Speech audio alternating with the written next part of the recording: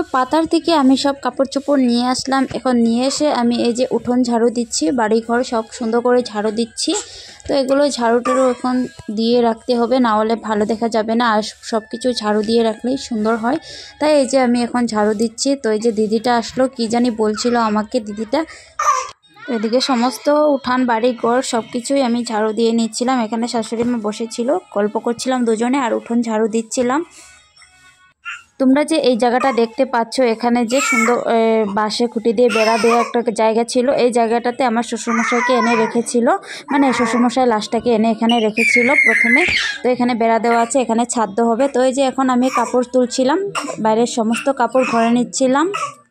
তো আমি বাইরে সমস্ত কাপড় চোপড় উঠিয়ে এখন আমি খাবার নিয়ে বসে পড়েছি, কারণ খাইনি। আজকে হলো একাদশী, তার জন্য আমি আর ভাত খাবো না। এখন তো আমি অল্প ভাত খাই, কারণ আমার বাবু আছে, না হলে ও দুধ পাবে না, তার জন্য আমি ভাত খাই, না হলে আমারও 13 দিনে অফিস করতে হতো। তো এই যে এখন আমি রুটি খাচ্ছি, আজকে একাদশী। 1 বছর নাকি আমাকে একাদশী করতে হবে, তার জন্য আমি এই যে রুটি আর সবজি খাচ্ছিলাম।